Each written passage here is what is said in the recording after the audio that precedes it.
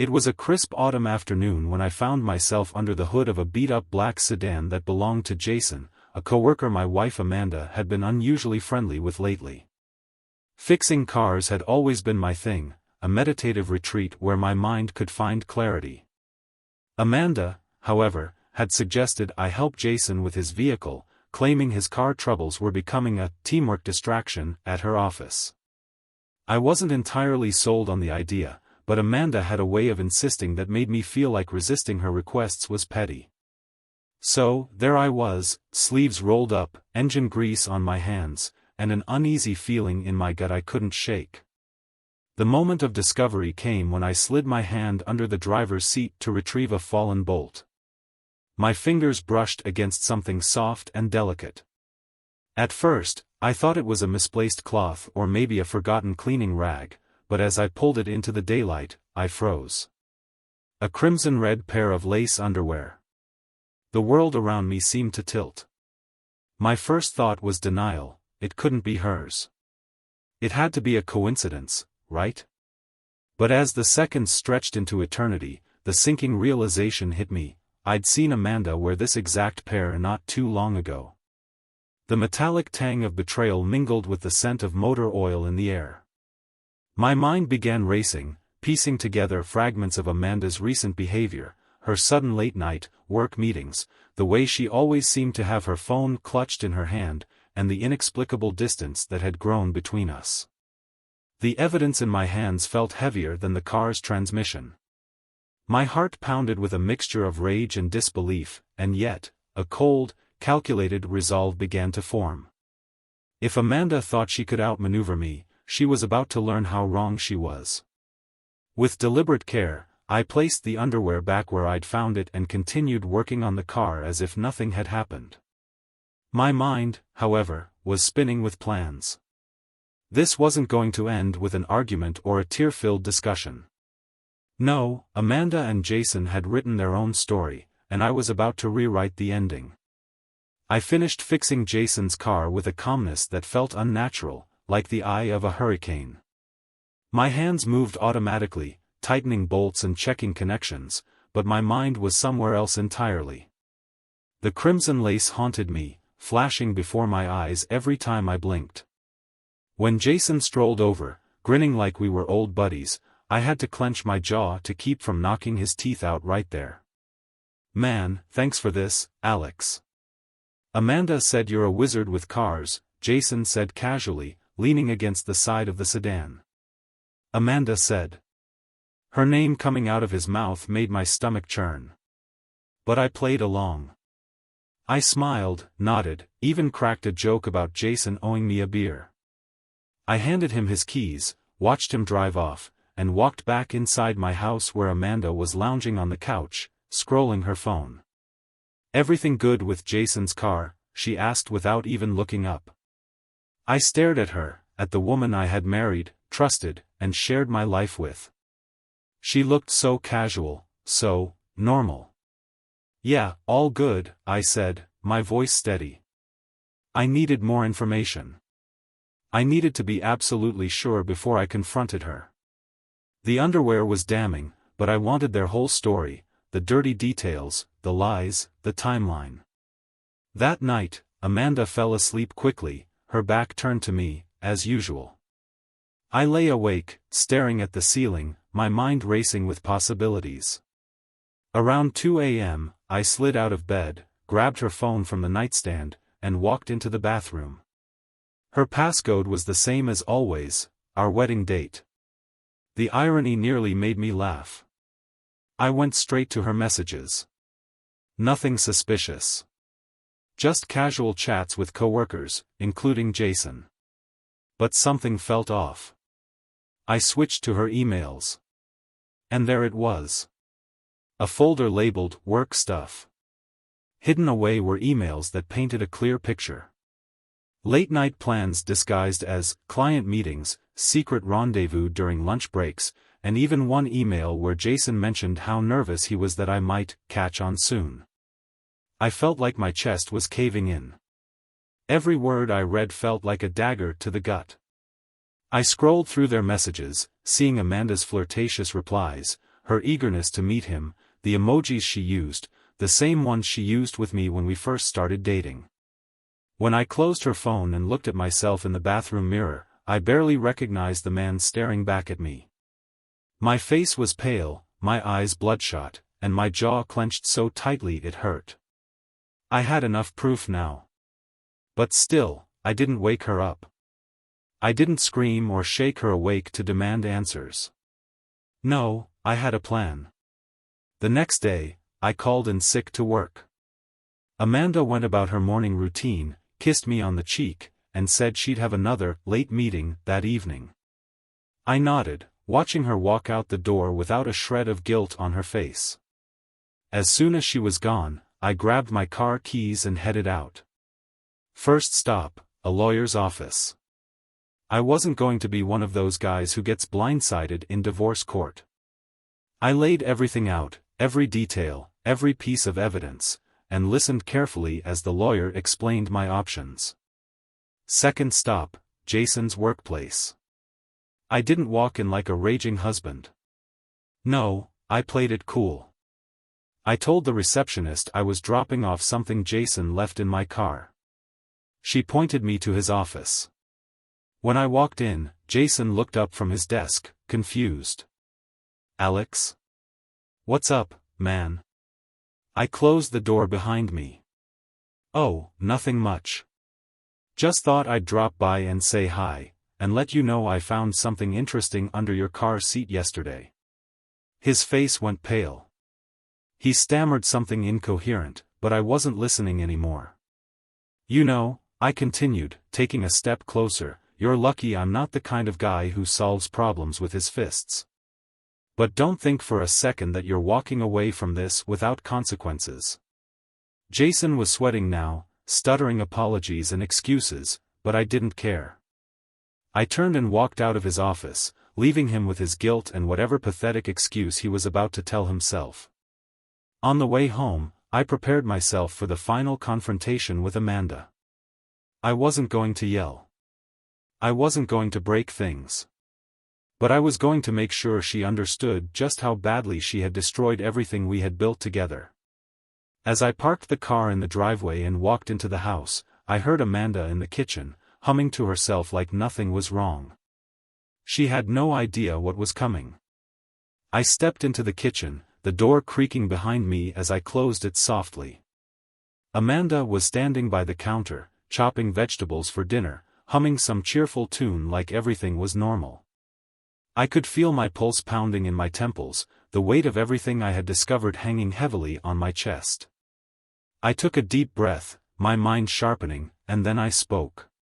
"We need to talk," I said, my voice calm, almost eerily so. She didn't turn around at first. The knife scraped against the cutting board as she sliced through the carrots. "About what?" she asked, her voice casual, her back still to me. I leaned against the doorway, watching her, my gaze burning with fury she couldn't yet see. "About you and Jason," I said, and the words hit the air like a slap. Amanda froze mid-cut, the knife hanging in the air for a split second before it fell to the board with a soft thud. Slowly, she turned to face me, her expression a mask of confusion that quickly shifted into something more guarded. "What are you talking about?" she asked, her voice thin with an edge of disbelief. "What is this about, Alex?" I stepped forward, pulling my phone from my pocket and laying it on the counter between us. On the screen was the email, Jason's email, the one that mentioned how nervous he was that I might catch on soon. Amanda's eyes flickered to the phone, then back to me. The denial in her eyes was almost laughable.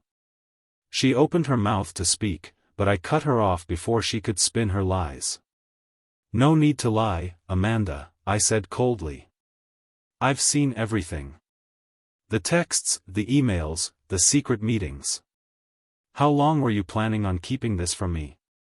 She shook her head, her lips tightening into a thin line. "Alex, you don't understand." "Don't I?" I snapped, stepping closer. "You think I'm stupid, don't you? You thought you could pull this off without me noticing, didn't you?"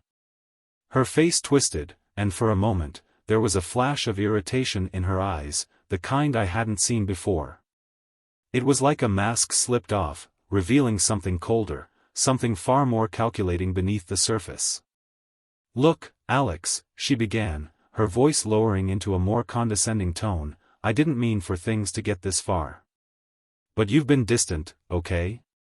You've been so wrapped up in your own little world, and I needed something more. Jason gave me that. He understood me in ways you never could." The word stung, but I refused to let her see it. I stood there, unmoving, watching as she tried to justify her betrayal. "You think this is about me, don't you?" I said, my voice growing quieter but no less sharp. "You think this is my fault, that somehow I pushed you into the arms of another man? You really want to play that card?" Amanda crossed her arms, her face twisted with anger now. "I'm not blaming you, okay? But maybe if you weren't so busy fixing cars and doing whatever you do, I wouldn't have had to look elsewhere to feel alive." A bitter laugh escaped me. "You couldn't have just communicated? You couldn't have talked to me? No, instead, you chose to screw someone else behind my back. You chose to lie, to sneak around like a coward." She was silent for a moment, her eyes shifting nervously. Then, in a move that caught me completely off guard, she flipped the script.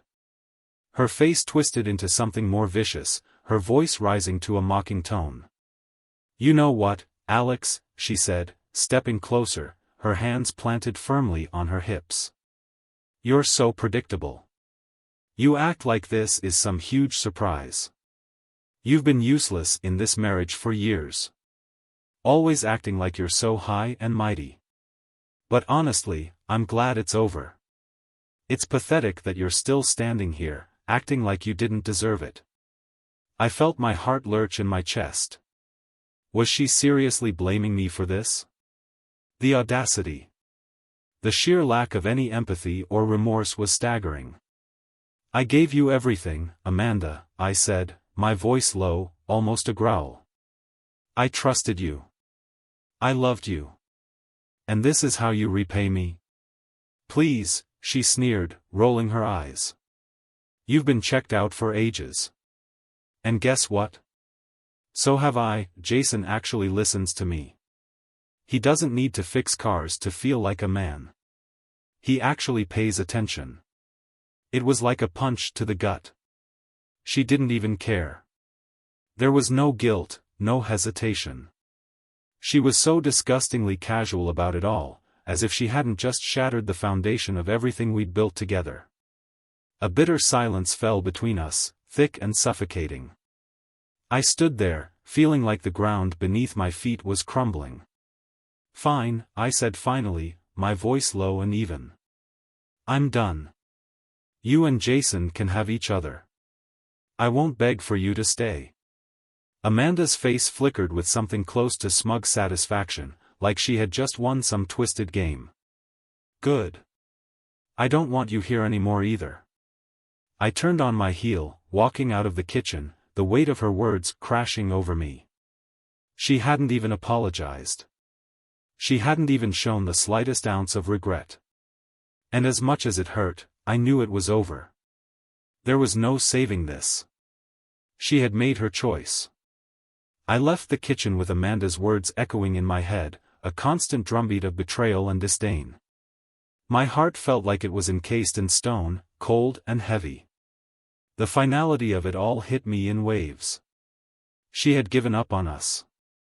She had already checked out. But as I walked toward the door, I couldn't shake the feeling that something wasn't quite finished. Something inside me snapped, and I realized that I wasn't going to let her get away with this so easily. I couldn't just let her waltz out of this marriage without facing the consequences of her actions.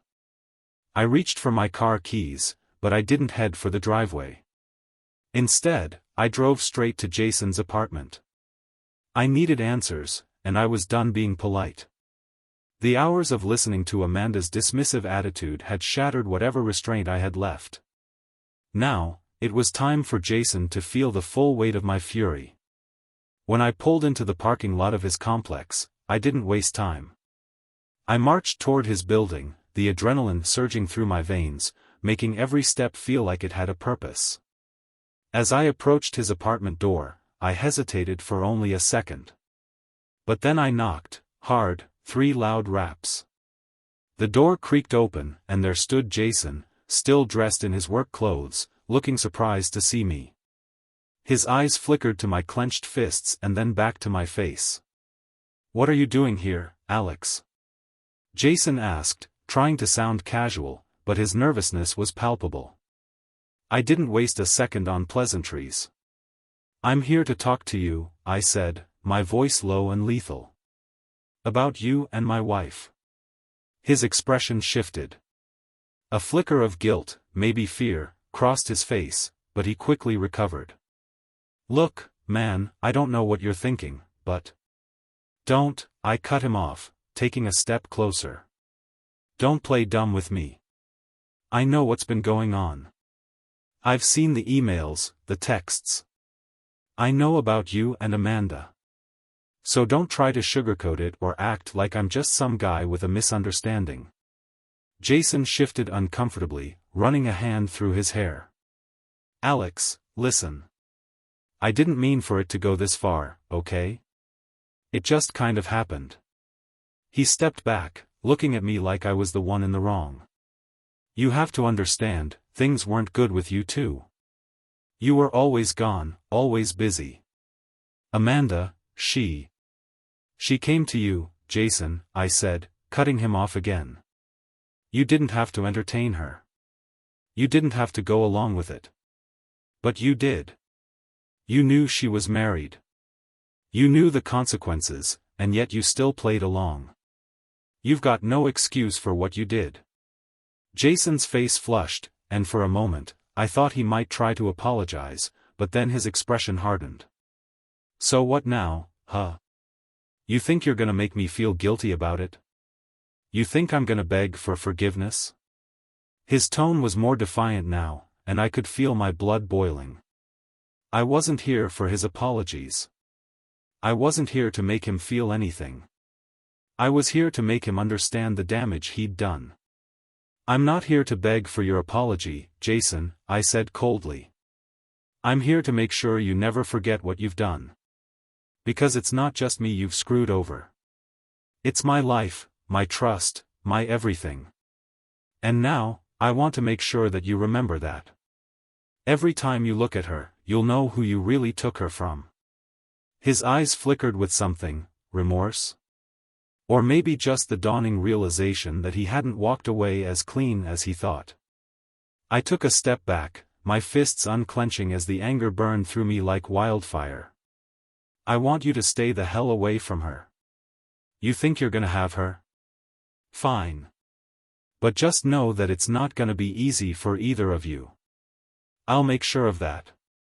I turned and started walking away from his door, leaving him standing there, trying to process everything that had just happened.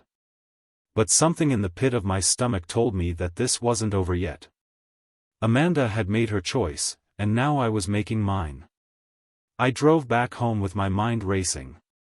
The confrontation with Jason had been intense, but it hadn't given me the closure I was looking for. I knew Amanda's actions had cut me deeper than I could explain, but I also knew that I couldn't let it consume me. I had to take control. I pulled into the driveway and sat in my car for a moment, letting the stillness wash over me. I needed to think, to clear my head. When I stepped out and walked toward the front door, the reality of everything that had happened hit me again. As I walked into the house, I found Amanda sitting on the couch, her face pale and unreadable. It was almost like she was waiting for me, knowing that the calm had come before the storm. "I talked to Jason," I said quietly, locking eyes with her. Her gaze shifted briefly before she glanced down at the floor. "And what did he say? Does it even matter?" I shot back. "You already made your decision. You already betrayed me, and now you want to play the victim. You don't get to control this anymore, Amanda." She looked up at me, her expression suddenly cold. "I don't owe you anything, Alex. We're done. And just like that, the finality of it all settled in. There was no going back. Her words cut through me like a razor blade. We're done. The finality in her voice echoed in my head, reverberating until all I could hear was the relentless hum of the silence that stretched between us. Amanda had made her decision. She had already moved on, and I was still standing here, trying to pick up the pieces of a life I thought I understood. I swallowed hard, trying to suppress the gnawing feeling of betrayal in my gut, but it was no use. "You think it's that simple, Amanda?" I said, my voice rising despite my best efforts to keep it calm. "You think you can just destroy everything and walk away without consequences?" Her eyes narrowed, her lips curling into that familiar smug smirk I had come to loathe. "Consequences? Please, Alex. You should have figured this out a long time ago. You've been checked out. I'm not sorry for what happened, and I'm certainly not going to beg you to stay in a marriage that hasn't been worth anything for years." Each word she spoke felt like a slap, each one ringing louder than the last. I could barely process her utter lack of remorse, the coldness that had replaced the woman I thought I knew. It was like a switch had flipped inside her, and I was staring at a stranger. "You think I wasn't paying attention?" I shot back, the hurt and rage blurring into one overwhelming emotion. "I gave you everything. I worked hard, I was there when you needed me, and you repaid me by sleeping with another man. And now, you're telling me it's my fault?" Amanda's laugh was sharp, mocking. "Oh, please. Stop playing the victim, Alex. You didn't give me anything I wanted. I'm not going to apologize for finding someone who actually sees me. Jason listens to me, he cares about me, things you stopped doing years ago." I felt my hands tremble, fists clenching at my sides, but I stayed still. If I moved now, I would lose control. And I wasn't about to give her the satisfaction of seeing me fall apart. Not anymore. "Go ahead," I said quietly, almost too quietly. "Keep lying to yourself. But I want you to understand something, Amanda. You'll never get another chance with me. This is it. I'm done." Her face faltered for just a second, a flicker of something, regret, maybe, but it was gone before I could register it. "Fine," she said, her voice cold. "I don't need you. I never needed you. You're just holding me back, Alex. Don't you get it?" I stared at her for a long moment, taking in the woman who had once been my everything. There was nothing left in her eyes now but bitterness and entitlement. I felt a wave of disgust wash over me, but more than anything, I felt free. I turned away without another word, heading straight for the door. The weight of this entire ordeal hung on me like a 100-pound anchor, but I knew one thing with absolute certainty: I wasn't going to stay. I wasn't going to beg her to stay with me. The woman who I thought I loved was gone, and all that remained was a hollow shell. The door slammed behind me, and I found myself standing outside in the cold night air, my mind whirling. I didn't know where to go or what to do, but for the first time in what felt like forever, I had a sense of clarity. I needed to cut ties. I needed to let go of the past and rebuild. I didn't want revenge anymore. Revenge had been tempting, but I realized it wouldn't give me what I needed. The only thing that mattered now was moving forward. I drove around for hours, not knowing where I was going or what I was doing. I just needed to be away from the house, away from her. The memories of our time together, the vacations, the laughter, even the arguments, everything felt so distant now. It was like I had been living someone else's life. At some point, I ended up at a bar. It wasn't a fancy place, just a dimly lit dive bar with a handful of regulars scattered around. I sat at the bar, ordered a whiskey, and took a long sip. It burned all the way down, and for a moment, the pain seemed to dull. The world felt quieter here, away from Amanda's voice, away from the chaos of my mind. The bartender noticed the look in my eyes. "Rough day, huh?" I just nodded, not trusting myself to speak.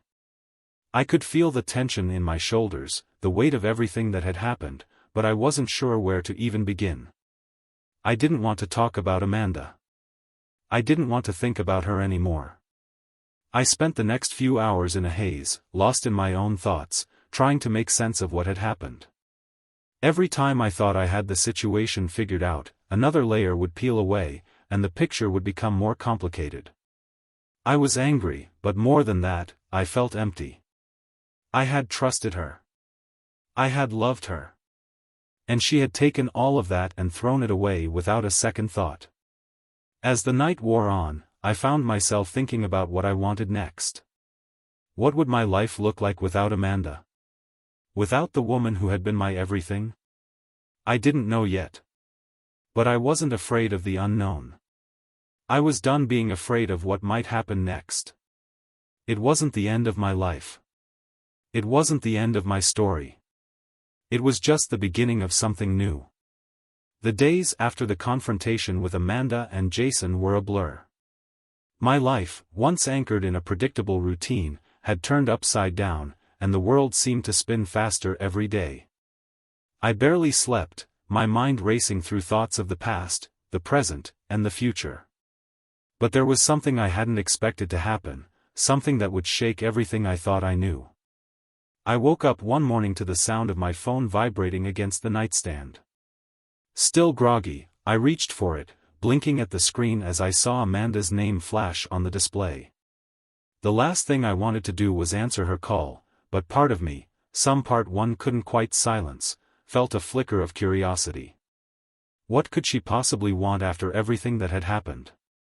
I swiped the screen and pressed it to my ear. "Hello?" I said, my voice hoarse. "Alex," she said, her voice sounding different, calmer, almost apologetic.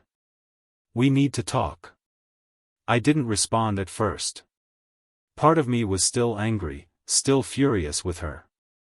But another part of me, a part one hated, wondered if there was any chance of salvaging even a shred of dignity from this mess. "About what?" I finally managed to say, my tone cautious.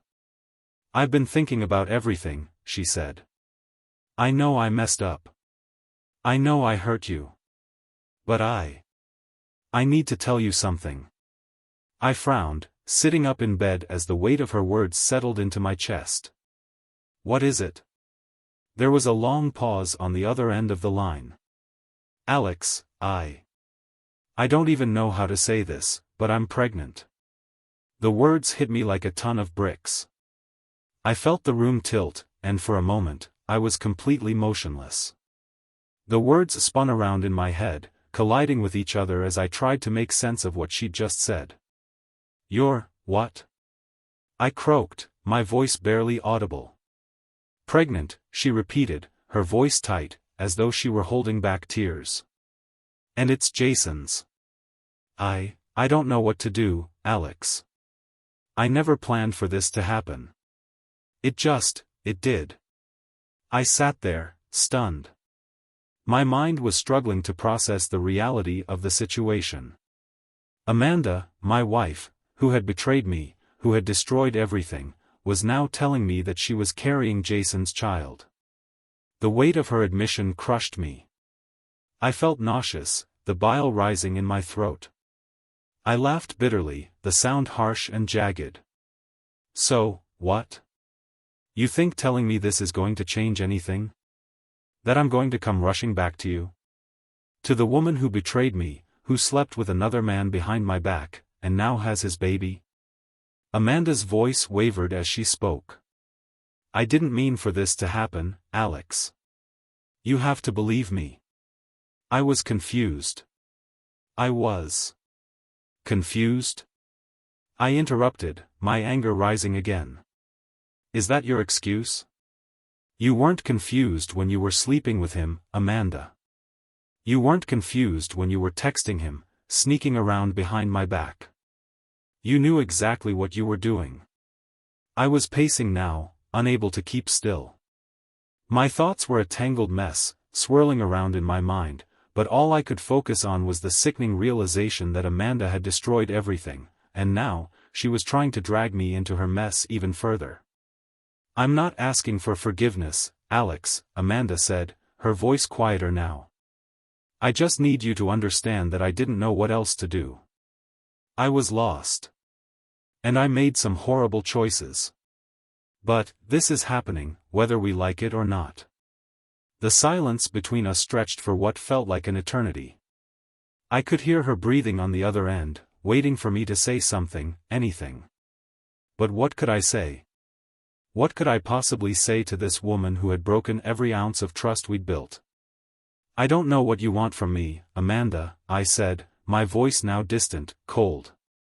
"You've already made your choices. And now I'm making mine." Her voice faltered again. "Alex, please. I know this is hard, but I can't do this alone. I need you to at least consider it. The baby. The future." The absurdity of it all nearly made me laugh again, but instead, I just felt a deep, hollow ache in my chest. The future? What future was she even talking about? There was no future for us. Not after everything that had happened. "I don't know what you expect me to do," I said, my voice quieter now. "You've made your decision. And now you'll have to live with it. You're not getting anything from me, Amanda. Not sympathy, not forgiveness. Not anything." There was a long pause before she spoke again. "Okay. I understand. I'm sorry for everything, Alex. But I still need you to know that I'm not asking for you to come back. I'm just asking for your understanding. That's all." I hung up the phone without another word. The weight of her words, the admission that she was pregnant, carrying Jason's child, had left me reeling. But it wasn't just the pregnancy. It was everything that had led up to this moment. The lies, the deceit, the betrayal. I felt like a part of me had died. There was no going back from this. I couldn't unknow what I knew. I couldn't unfeel the pain that was now buried deep inside me. But at the same time, I realized something that surprised me, something I didn't expect. I was free. Free from the suffocating grip of a relationship that had turned toxic. Free from the false hope of things ever going back to what they were. I was free to rebuild my life, to move forward, to heal. It wasn't going to be easy, but it was the only choice I had left. The days following that phone call felt like I was walking through a fog. Amanda's words lingered in my mind, and no matter how much I tried to push them away, they kept coming back. I couldn't get the image of her, my wife, pregnant with Jason's child, out of my head. It was like a constant, gnawing ache that wouldn't go away. But as the days passed, something else began to take root, a cold, unshakable resolve. I wasn't going to let this define me. I wasn't going to let her betrayal turn me into someone bitter, someone who couldn't move on. The path forward was blurry, but I knew I had to take the first step. So, I threw myself into work. I spent my days drowning in projects, focusing on the tasks at hand, anything to distract myself from the sinking feeling in my chest. But no matter how hard I tried to stay busy, my mind always returned to Amanda. 2 weeks had passed since our last conversation when I got an unexpected text. It was from Jason. "Alex, we need to talk." My first instinct was to ignore it, to block him out the way I had done with Amanda. But something in me snapped. I wasn't running from this anymore. I wasn't going to let them think they could just get away with everything. Not after everything they had put me through. I texted back, "Where?" The words felt hollow, as if I were trying to convince myself I wasn't still shaking with anger. He replied almost immediately, "Meet me at the old garage. The one by the scrapyard." I didn't hesitate. I got into my car, my grip tight on the steering wheel, and drove out to the place where Jason had worked for years, the place where we'd both spent countless hours fixing up cars in the past. The irony wasn't lost on me, it felt like the perfect setting for a confrontation, like everything in my life had led me here. When I arrived, Jason was leaning against the rusted walls of the garage, arms crossed, looking more uncomfortable than I had ever seen him. He glanced up when I pulled in but didn't move. I parked and walked over to him, the tension between us thick enough to cut with a knife. "What's this about?" I asked, my voice low but firm. Jason swallowed, then shoved his hands into his pockets. "I need to tell you the truth, man. About everything. It's not just you that's been hurt here." I scoffed, disbelief flooding through me. "Really? You think I'm the only one who's been hurt in all this?" He winced but pressed on. "I never meant for this to happen, Alex. I swear. I didn't plan to fall for her. I didn't know what was going on with you too, but I do now. And I feel like I owe you something more than just apologies." I stepped forward, my chest tight with anger. "Owe me? You owe me more than you'll ever know. You betrayed me, Jason. You knew she was married. You knew how important our relationship was, and you still went behind my back." Jason's face hardened, and for a moment, I thought he might fight back. But instead, he hung his head. "I know. I've been a scumbag. I didn't know what else to do. Things with Amanda, she was lonely. I saw it. I didn't want to be the guy who stood by and did nothing. And somewhere along the way, I got attached." The sincerity in his voice caught me off guard. I wanted to hate him. I wanted to scream at him and punch him until the anger inside of me was gone. But in that moment, something unexpected happened. I realized that he wasn't the enemy here. He was just as much a victim of Amanda's manipulation as I was. He had been duped too, played just like I had. "You think this makes it okay?" I said quietly, though the anger had drained from my voice. "You think you can just apologize, and everything will be fine?" Jason looked up at me, his expression genuine. "No, man. I'm not asking for forgiveness. I don't deserve it. I just wanted you to know that I didn't want this to happen. And I'm sorry. I'm really sorry." I was quiet for a long time, letting the words sink in. Part of me wanted to rage, to demand an explanation for everything, but another part of me was tired. Tired of fighting, tired of feeling consumed by the anger and the hurt. I didn't want to carry that weight anymore. "I don't know what's worse," I finally said, my voice softer now. "The fact that you and Amanda did this, or the fact that she used both of us to fill some void in her life. She didn't give a damn about either of us. She just wanted someone to make her feel alive again." Jason nodded, looking down. "I guess we were both just distractions." "Yeah," I muttered. "We were. But that's over now. You need to stay away from her, Jason. She's not worth it. She'll never be the woman either of us thought she was.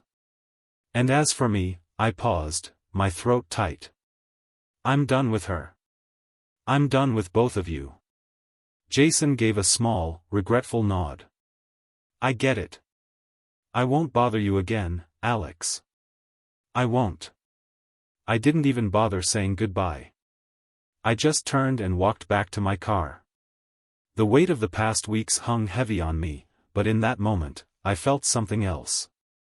Something that had been missing for so long. I felt free. I drove home in a daze, my thoughts scattered.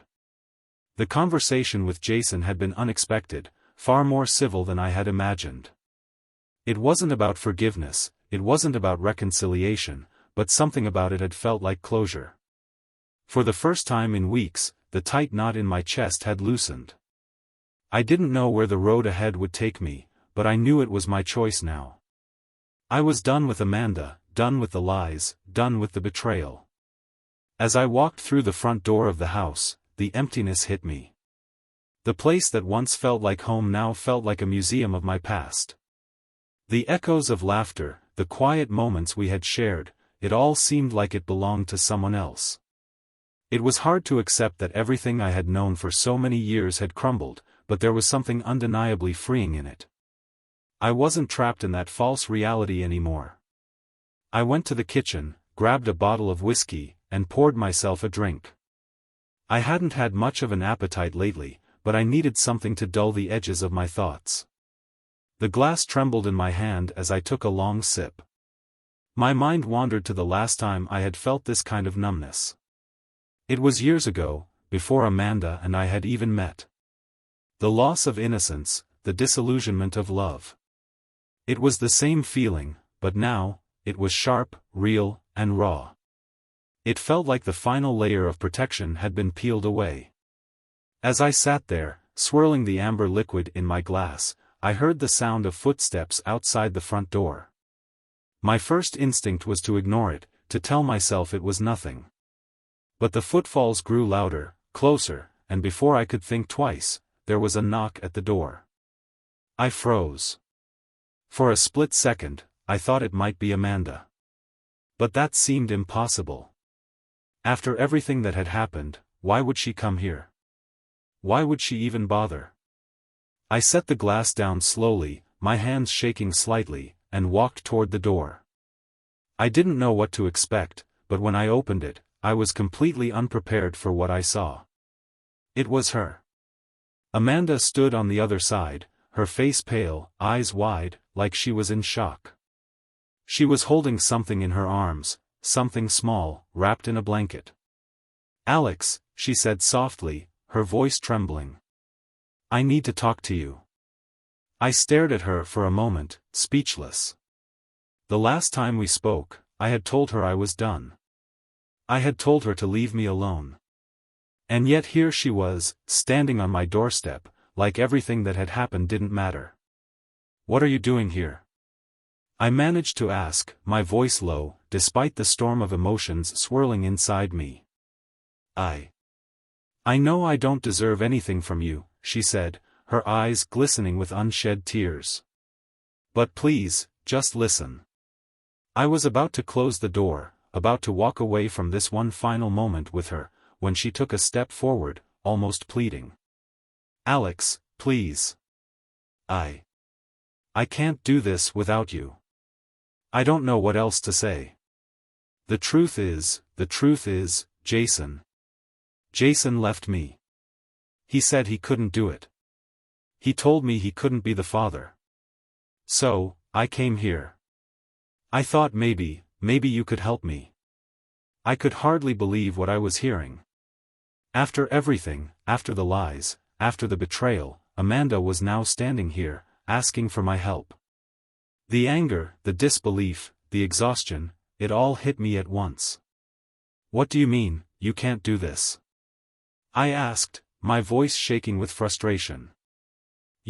I broke off, unable to find the words. "You've already chosen, Amanda. You chose Jason, you chose this life. I'm not part of your story anymore. I'm not a backup." Her face twisted, and I saw the desperation in her eyes. "I know I messed up, Alex. I know I hurt you. But this baby. I can't do this alone. I don't want to do this alone. I need you."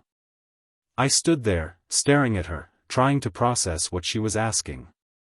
Part of me wanted to scream, to tell her to leave, to slam the door in her face and never look back. But the other part, the part that had loved her once, was still there, buried deep down, hidden beneath the layers of anger and betrayal. "No," I said firmly, shaking my head. "I'm not doing this. You made your choices. You live with them. You don't get to come here and expect me to clean up the mess you made." Her lip trembled as she opened her mouth to speak, but I cut her off. "You're on your own, Amanda. I'm done. I'm done trying to fix things that can't be fixed. You chose Jason. You choose him now." With one final, shaky breath, I closed the door gently, the sound of the lock clicking in place echoing through the silence of the house. I stood there for a moment, my back against the door, the weight of the world pressing against me. But in that moment, something shifted. The last tie had been severed. There was no going back, no more running from the past. The future was mine to shape, to define. I took a deep breath and walked away from the door. The house felt different now, empty, yes, but no longer suffocating. I wasn't trapped in the lies anymore. The only person I had to worry about was me. And for the first time in a long time, I realized something that surprised me. I was free.